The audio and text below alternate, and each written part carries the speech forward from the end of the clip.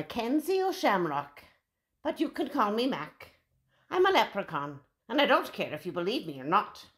Get too close and I'll show you who's real, with my hammer. I may be small, but we leprechauns are not to be trifled with. There now, that's all settled. Pull up a toadstool, or a chair if you're too big, and I'll tell you my story. I was born beneath a fairy hill back when time was new, and ever since I've been making shoes for the fairy folk and guarding my gold from greedy people. Treasure hunters have to get up pretty early in the morning to get the best of me. But you know, leprechauns work at night and sleep during the day. But I haven't met a human yet who could outsmart me. They believed in all sorts of nonsense. But a little man who makes shoes beneath their very own bushes? No, they couldn't possibly exist. It got so only children and oddballs like that Professor Chester believed in me at all. I didn't need people anyway.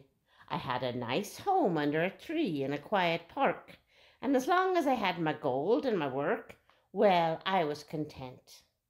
Every night I made shoes for the fairies, and since all those little things do is dance and lose their shoes, my business was steady. And every morning I'd pack away my tools and curl up in my cozy bed. And then, one fine morning, I was sleeping in my cozy bed, and I heard a horrible scratching overhead. Dirt poured down on my favourite armchair, and a pair of giant paws burst through the ceiling. Oh, my thimble collection clattered to the floor. I grabbed my hammer, and I ran outside to see who it was that was wrecking my home. You know, I expected a goblin or some kind of horrible monster. Instead, I found a shaggy red dog burying a stinky soup bone. "Hello," she barked. "Who are you?" "Oh, I'm Mackenzie O'Shamrock," I shouted. "And you've got some nerve destroying my home. Well, you'll not be stealing my gold, you mangy mortal. Just take that bone and go." But the dog just kept talking. "I'm sorry. I didn't realize anyone was living here. Is that your gold? Ooh, it's very pretty." "Go! Shoo! Get lost!" I shouted. But that dog didn't budge. Shaking her head, she said, "I feel terrible. I've got to go make this up to you. I know, I'll fix your house, and I could be your guard dog." "I don't need a guard," I said. "But you must need a friend. Everyone needs friends. My name is Lucky. What's your name?" Well, that made me even madder. "I already told you, Mackenzie O'Shamrock," I yelled. "Oh, that's right. You did tell me, but that's too much to remember. May I call you Mac? I hope we'll be friends. Everything's more fun when you do it together, don't you think?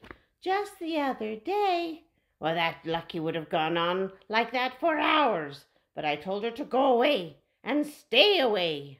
Well, I guess the word stay was the only command the dumb dog knew. From then on, wherever I went, there was Lucky. She was slobbering over me when I woke up at dusk. She was on my heels when I gathered cobwebs for my thread. That dumb dog even followed me when I was making my deliveries to the fairies, and she always had a cheerful word, or 100. It drove me nuts. That dog was even happy when it rained. Rain is where rainbows come from. I love rainbows, don't you? I could chase rainbows all day. "Huh! Why don't you go chase them then, so I could get some quiet around here?" I growled. As time went on, Lucky learned not to talk so much, especially when I first woke up in the evening. I won't say we became friends, no, but she got to be less bothersome. But speaking of bothersome, remember that human being I mentioned a while back, the one who's an oddball who believes in leprechauns? That's right, his name is Professor Chester. Well, he started snooping around my park.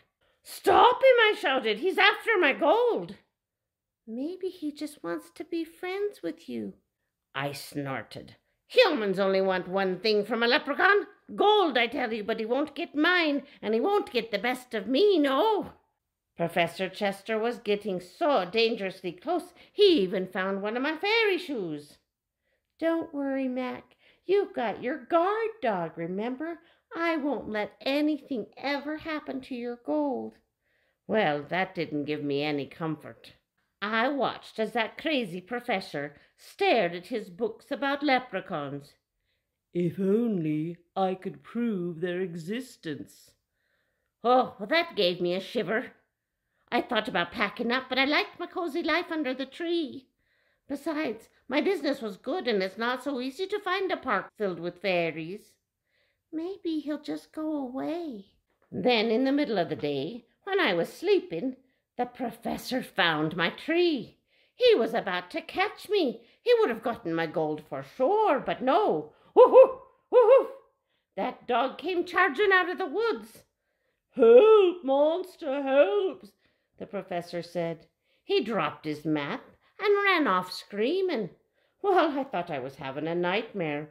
I rolled over with a groan and fell right back to sleep. But that professor just kept running until he'd worn out the soles of his shoes. It turned out that professor was scared of dogs. Well, when I finally woke up, I had a feeling something was wrong. For one thing, that dog wasn't trying to lick my face. Suddenly, I remembered the nightmare, and I checked for my gold in my secret hiding places. It was gone, and so was that dog. I called her name, Lucky, until my voice was hoarse. But there was no answer.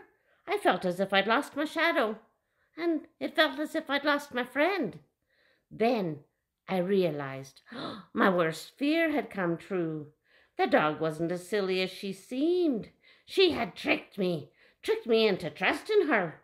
As soon as I let down my guard, she'd run off with my gold.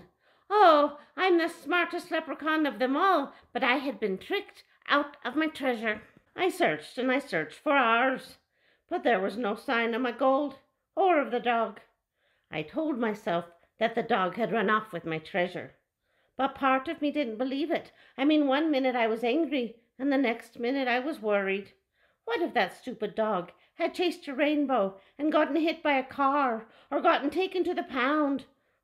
I was so upset I couldn't even keep my mind on my missing gold.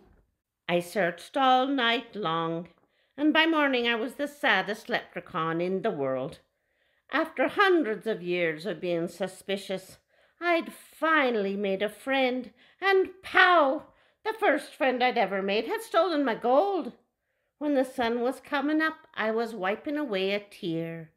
And then I heard a voice behind me. It was saying, "Why are you crying?" I turned and I saw Lucky and my gold. "Where were you? I was worried sick." That dog licked my face. "You do care. I knew we'd be friends." Well, I had to wipe the dog slobber from my face, and then I grumbled. I was worried about my gold, I was. Then the dog told me that she'd seen Professor Chester nosing around near my tree. So after she chased him away, she decided to hide my treasure in the tool shed, just to make sure it was safe.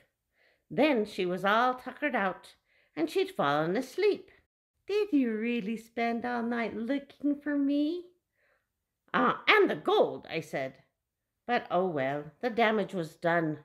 The dog knew I cared about her, and she wouldn't stop wagging her tail over it. And that's my story.